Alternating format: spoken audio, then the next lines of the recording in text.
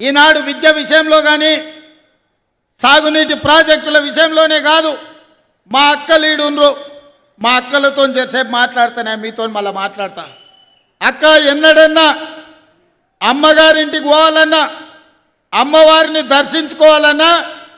bus కిరాయి పైసలు ఇంటి ఆయనని అడగాలి ఇంటి ఆయన లేకపోతే కొడుకుని అడగాలి వాడు పిల్లగాడైనా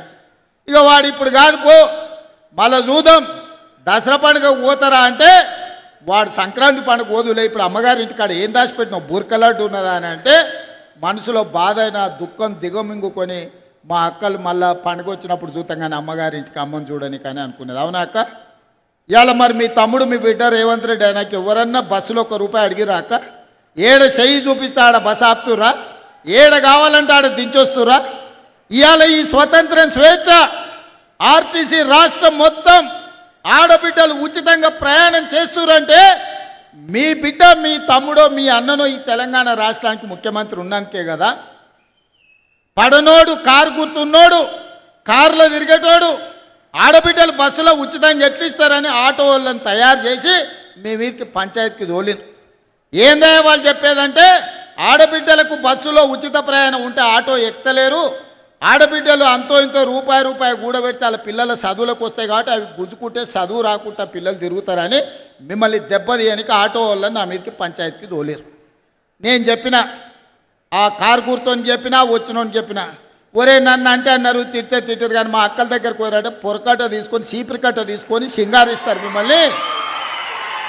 సాయంత్రం పూట దొరుకుతారంటే సలాకి కాసి వాత పెడతారు ఎందుకంటే మా మక్తల్ నారాయణపేట కొడంగల్ దిక్కు జొన్న రొట్టెలు మనం ఎక్కువ తింటాం అవునా సాయంత్రం అయితే రొట్టెలు చేసుకుంటాం కదా సలాకి కాల్చి మా అక్కలకు దొరికినంటే వాత పెడతారు మీరు మా అక్కల దగ్గర గోకుర్రా ఇక జర ఎక్కువైందంటే కళ్ళల్లో కారం కూడా పెడతారు మామిడికాయ తొక్కు పెడతారు కళ్ళల్లో అది చెప్పిన కళ్ళల్లో నిప్పులు పోసుకుంటారు మా అక్కలు ఆర్టీసీ బస్సులో పోతే ఆ ఎల్లా రేషన్ షాపుకి పోయి బియ్యం తెచ్చుకుంటే పశువుల దానాలకు ఇచ్చేది లేకపోతే ఆడ తెచ్చుకొని ₹11 అమ్ముకునేది ఎన్నడన్నా బుక్కెడు బువ్వ దొడ్డు బియ్యం ఎన్నడన్నా వండుకొని తిన్నామా అక్క మనము ఎన్నడన్నా చూసినామా నేను ఆలోచన చేసిన మా అక్కలే తినలేకపోతుర్రు ఆ తిండి చిన్నపిల్లలకు సంటి పిల్లలకు ఎట్లా పెట్టుకుంటారు ప్రాణప్రదంగా చూసుకునే పిల్లలకు పెట్టారు మరి ఏం చేయాలని ఆలోచన చేసిన నా ఇంట్లో నా మనవనికి పెట్టే భోజనం ఏం వండుతుండ్రో చూసిన సన్న బియ్యంతో ఆయనకు పెడుతురు మరి నా ఇంట్లో పిల్లలు సన్నబియ్యం తిన్నప్పుడు మా అక్కల ఇంట్లో పిల్లలు సన్నబియ్యం ఎందుకు తినొద్దని ఇవాళ సన్నబియ్యం ఇస్తలేనా అక్క